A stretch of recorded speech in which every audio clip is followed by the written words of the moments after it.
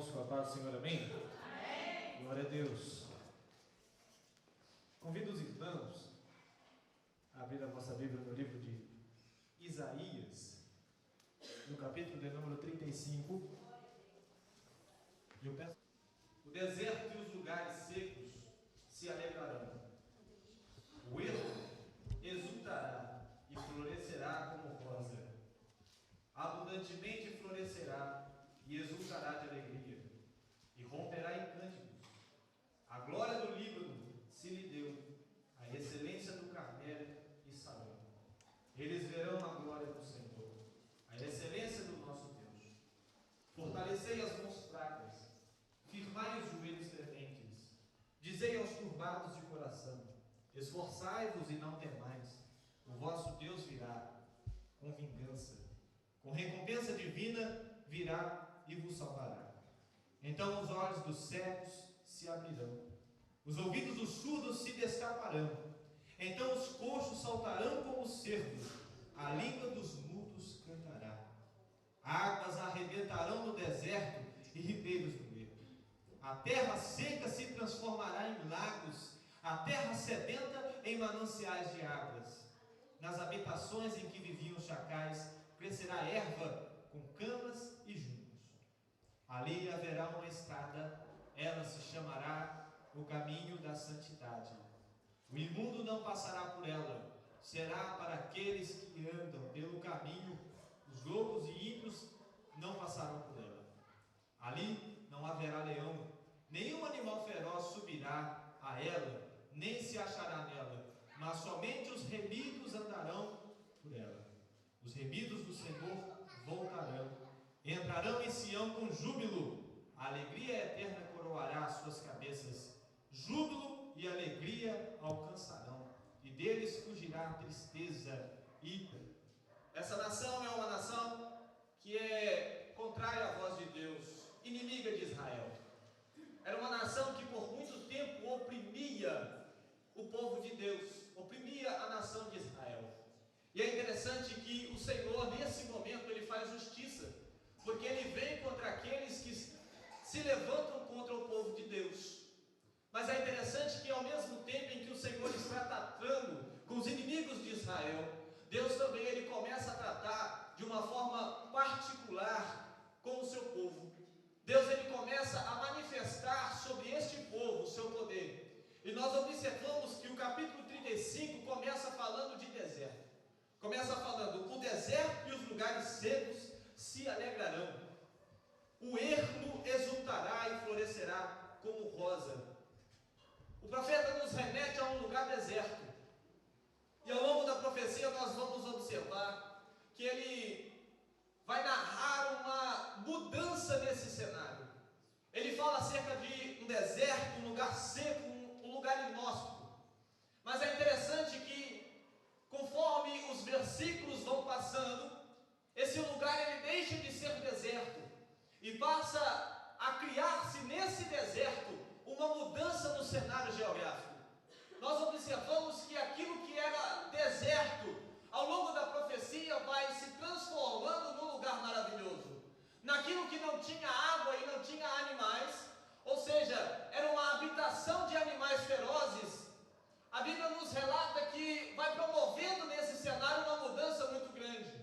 Na verdade, Deus está usando o cenário para trazer ao povo como estava a situação dele, tanto espiritual como a sua situação material naquele momento.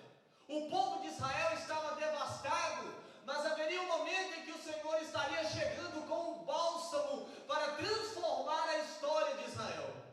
É interessante que ao longo dos versículos nós vamos observar que Deus ele usa o geográfico para narrar o espiritual. Ele começa falando acerca do deserto, de um lugar seco, e ele começa falando que o deserto e os lugares secos se alegrarão, o ermo exultará e florescerá como rosa. E ele continua dizendo: abundantemente florescerá e exultará de alegria, e romperá em cânticos. A glória do Líbano se lhe deu, a excelência do Carmelo e Sarão. Eles verão a glória do Senhor, a excelência do nosso Deus. É interessante que nós observamos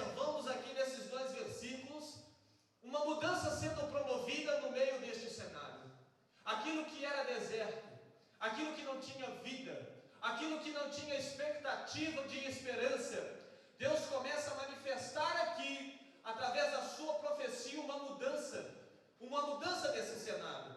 E ele continua dizendo no versículo 3 e 4: fortalecei as mãos fracas, firmai os joelhos trementes, dizei aos turbados de coração, esforçai-vos e não temais, o vosso Deus virá com vingança, com recompensa divina virá e vos salvará.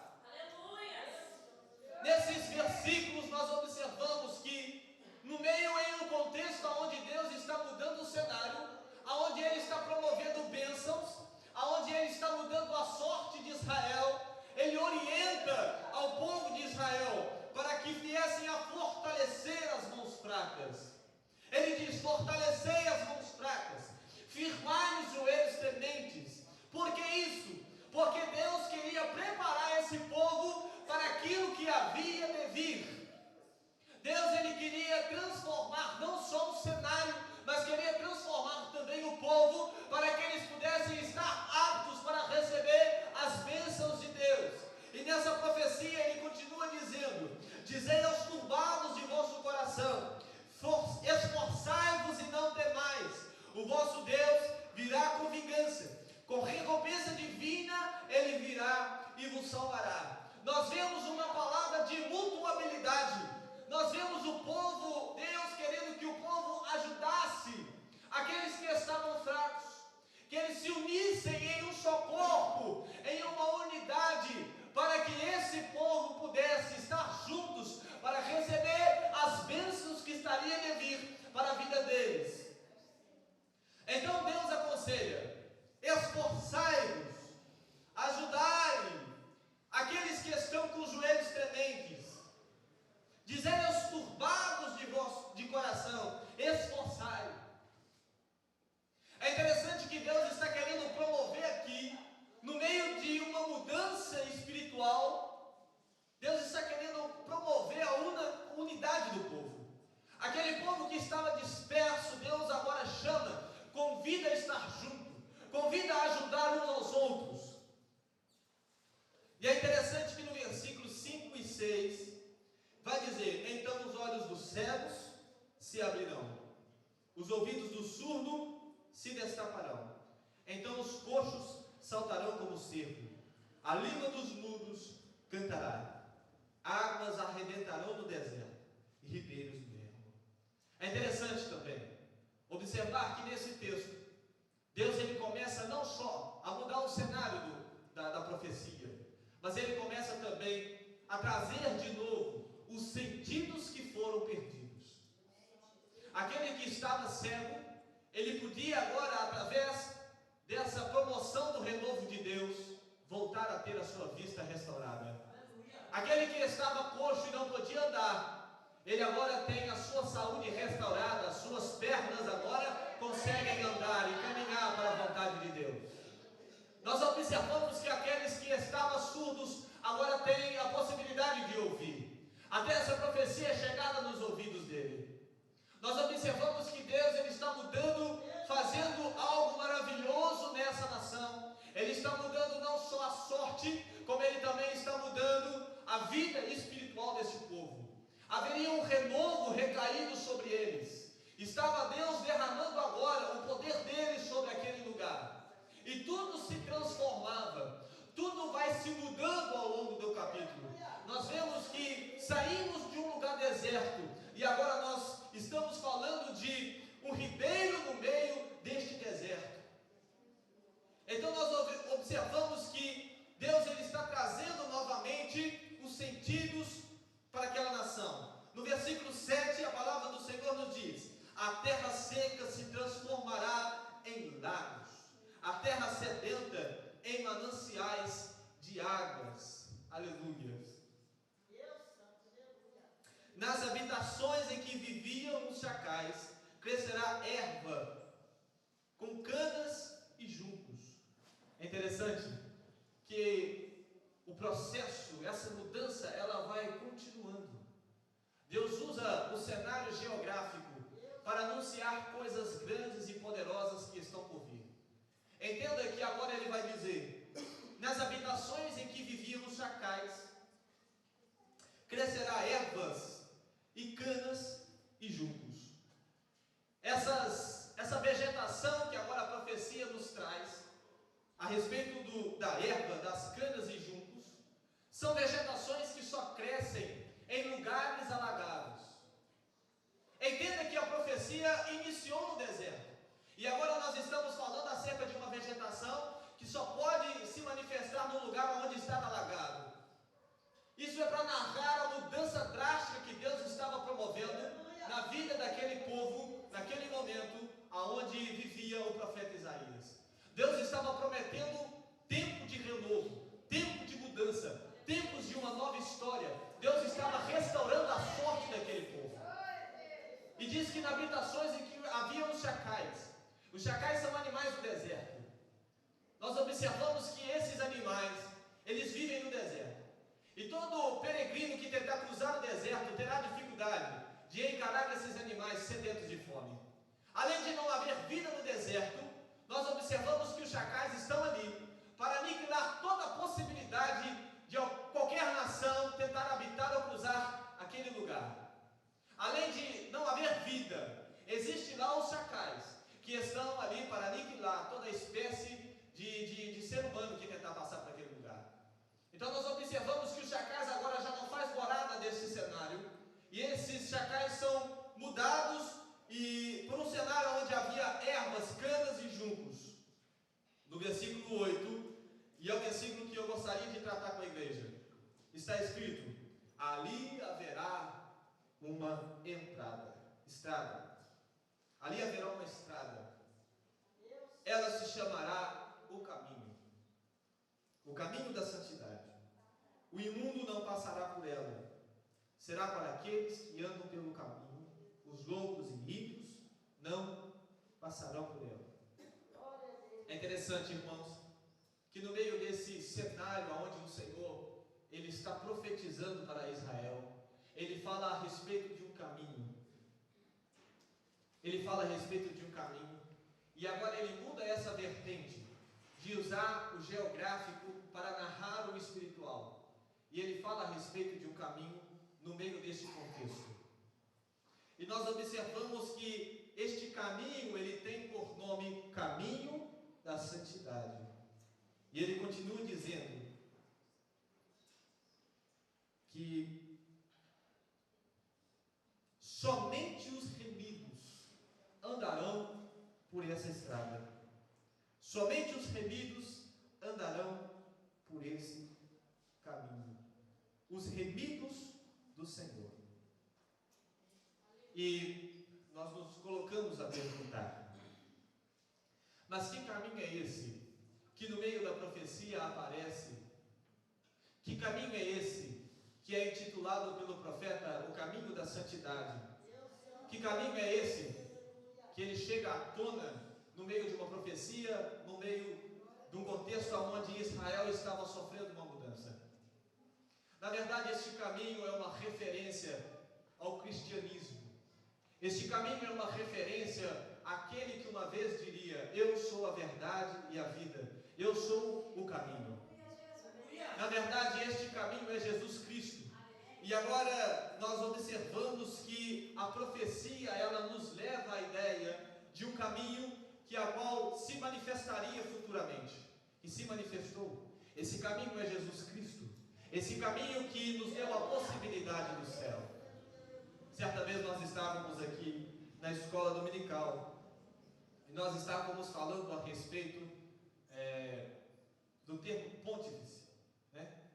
E esse termo, ele nos dá a ideia de ponte, construtor de ponte.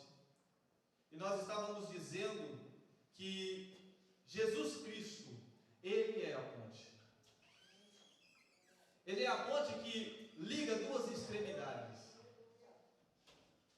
Numa extremidade está o ser humano, depravado, decaído, cheio de defeitos. Numa extremidade está nós, aversos de Deus, aquele que detém toda a santidade. E no outro extremo dessa ponte está o nosso Deus. Essa divisão, ela foi manifestada quando lá no Jardim do Éden, o pecado entrou na humanidade. A Bíblia nos diz que o pecado promove a divisão. E foi isso que aconteceu. Através do pecado criou-se um abismo entre o homem e Deus. Mas esse abismo durou por apenas algum tempo, porque é manifestado que Cristo Jesus, ele desce do alto céu, e ele desce como sendo o caminho que nos ligaria ao eterno. Ele desce como sendo, aleluia, aquele que seria o verdadeiro sacrifício de remissão para os nossos pecados. E agora, com nossos pecados perdoados, nós temos acesso ao lugar santo, ao lugar santíssimo, aonde há a habitação de Deus. E nós temos a oportunidade de trilharmos esse caminho. Jesus Cristo, ele é o caminho. Mas interessante que, apesar do caminho ser de crucial importância para que nós venhamos a herdar o céu, aleluia, o caminho por si só, ele não basta. Preste atenção, não estou dizendo que Cristo não é o suficiente, mas o caminho está aí. É necessário andar por ele, é necessário passar por esse caminho. Hoje nós conhecemos o caminho que nos leva ao céu. Hoje nós sabemos qual é o caminho. O caminho é estreito, a porta é apertada, mas é necessário que nós venhamos a adentrar por essa porta. É necessário que nós venhamos a trilhar esse caminho de espinhos, mas é um caminho que nos leva ao céu. É necessário atravessarmos essa ponte e deixarmos de lado a extremidade oposta de Deus. E o fato que nós venhamos a observar nessa noite é que nenhum ser humano é suficientemente competente para trilhar esse caminho sozinho. Aleluia. Nenhum ser humano é bom o suficiente para andar sozinho por esse caminho. Ninguém é bom o suficiente para chegar no céu. Aleluia, por si só. O caminho, ele nos liga ao céu, mas é necessário um guia. E é interessante que Deus, ele pensa em tudo no seu projeto. Deus, ele pensa em tudo quando ele promoveu o projeto de salvação para o ser humano. E no versículo, no capítulo 30, do versículo 21, ele vai nos promover um guia, que nos guiará pelo caminho que ele nos deu. E está escrito no livro de Isaías, no capítulo 30, do versículo 21.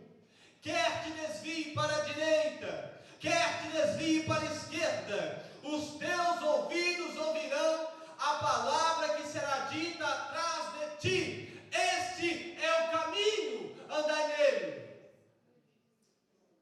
Aleluia. Deus, ele não nos proveu apenas o caminho, mas ele nos proveu, aleluia, o guia que nos conduziria. Ele não nos deixou órfãos. Outrora ele desceu, aleluia, com o teu Espírito Santo, nos convencendo do pecado, nos convencendo da nossa imundícia. E hoje nós temos condições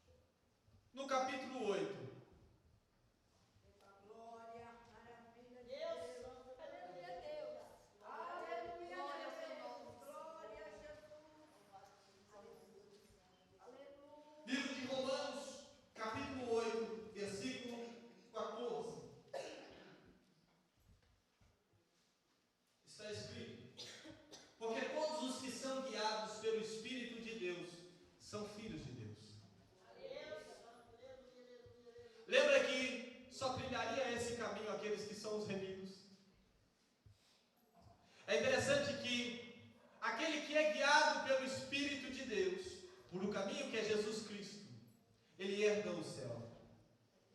O Senhor nos proveu o caminho e o guia. E o Espírito Santo nos guia por esse caminho. E o que é guiar? Guiar é conduzir até o destino. Preste atenção. O Espírito Santo, ele tem a incumbência de nos convencer do pecado. Ele nos auxilia. E a missão dele é nos guiar até o destino. Essa é a função do Espírito.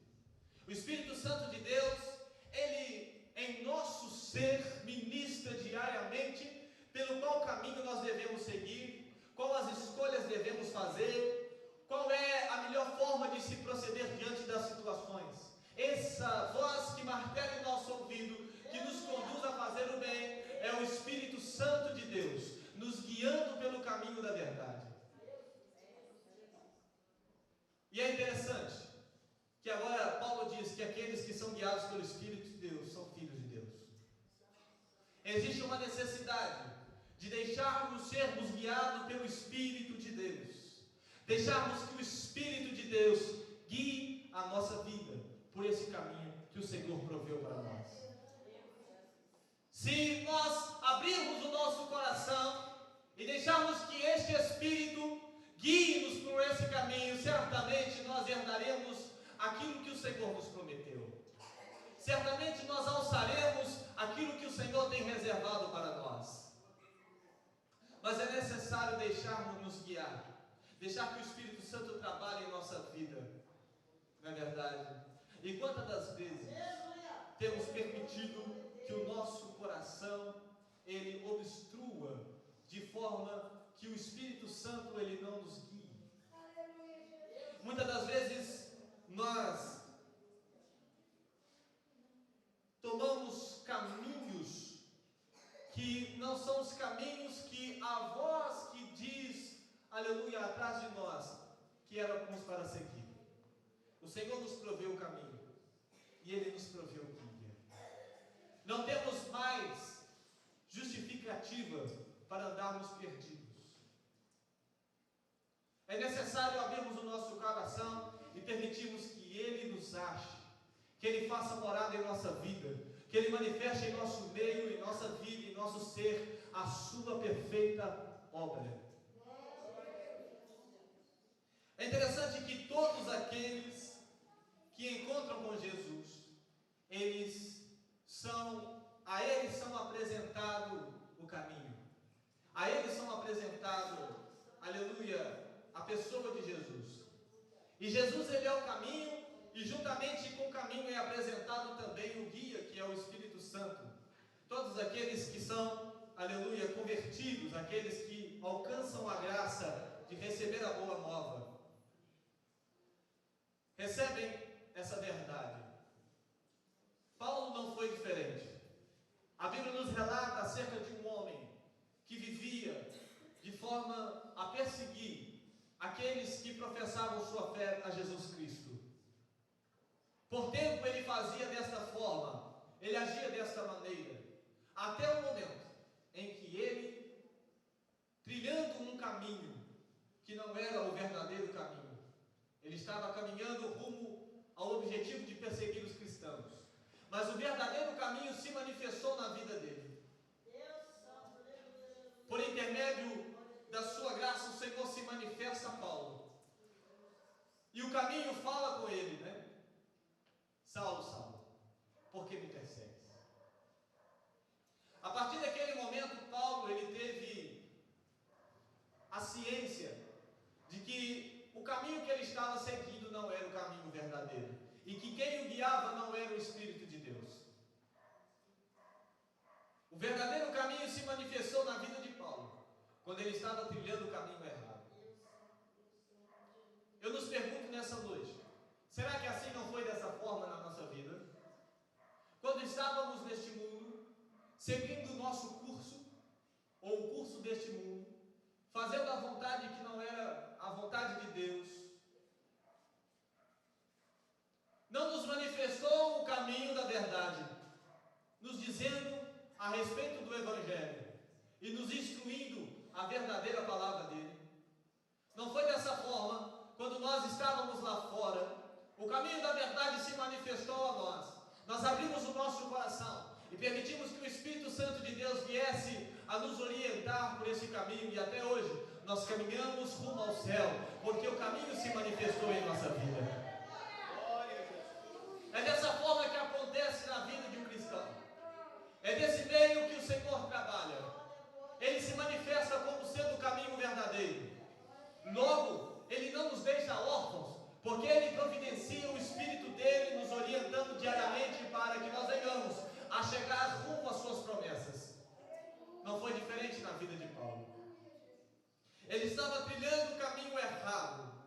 Ele encontra com Jesus e recebe o caminho.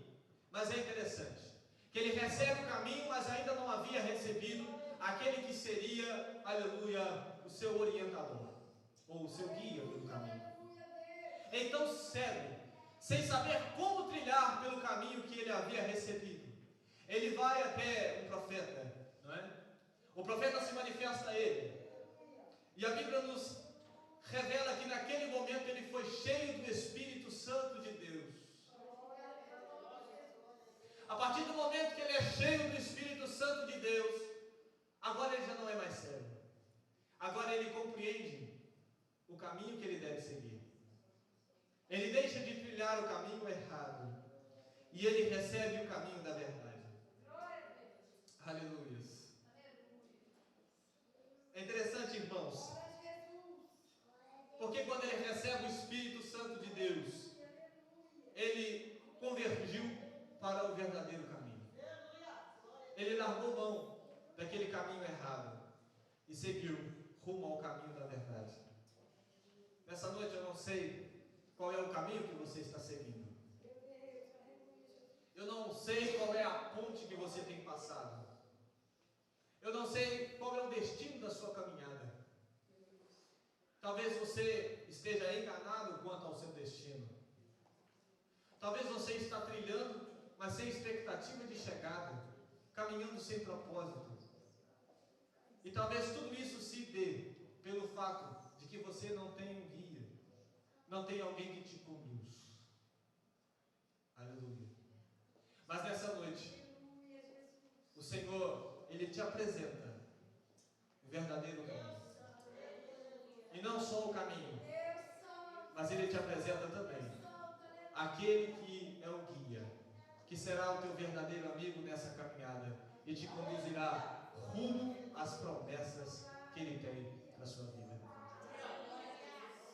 Glória a Jesus. Ainda há tempo para converter dos maus caminhos. Ainda há tempo de sair da pinguela e atravessar a verdadeira ponte. Porque a Bíblia nos diz que há caminhos que nos levam à destruição. E nós devemos achar qual é o verdadeiro caminho, aquele que nos conduz às promessas de Deus. Faça uma autoavaliação nesse momento, se possível. Perceba por qual caminho você tem andado. Se tens caminhado como um andarilho ou como um peregrino. E eu já disse aqui uma diferença. Existe uma diferença muito grande. O andarilho, ele sai a uma jornada, mas ele não tem expectativa de chegar em lugar nenhum. O andarilho, ele anda, ele deixa a vida levar ele. Agora o peregrino não.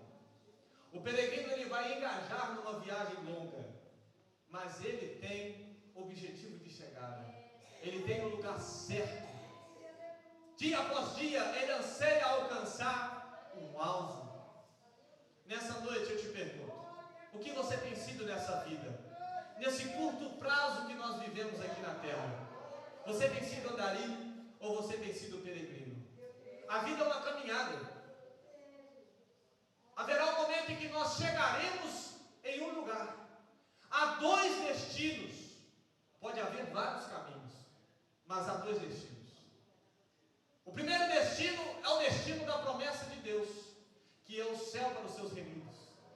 O outro destino, e não tem como você desviar dele, é o inferno. O destino da perdição. Eu te pergunto, será que o caminho que você tem trilhado tem te levado para o destino certo?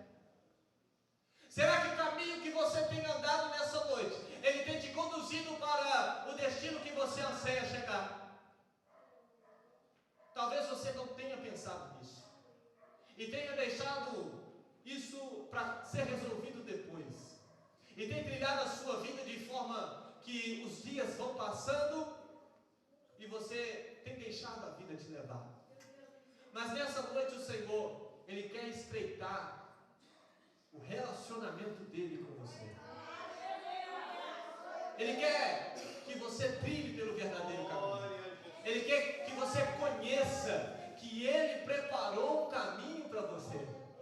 Ele quer que você tenha ciência que Ele enviou um consolador, um guia, para que venha te orientar por esse caminho. Aleluias. Deus da glória. O primeiro passo é receber o caminho. Receber Cristo como o único e suficiente Salvador da sua vida. Esse é o ponto crucial para que nós venhamos a herdar as promessas dele. O segundo passo é receber o guia, receber o Espírito Santo na nossa vida. É interessante que os discípulos, eles estavam vivendo com Jesus. E eles conheceram o caminho por intermédio de Cristo. Mas Jesus, ele fala assim, ó, ficai aqui, até que do alto sejais revestidos do meu poder. Eles ficaram lá, até receber o guia, que os orientaria até o fim das suas vidas. Eles receberam o caminho como sendo Cristo. Depois eles receberam o guia, que os orientou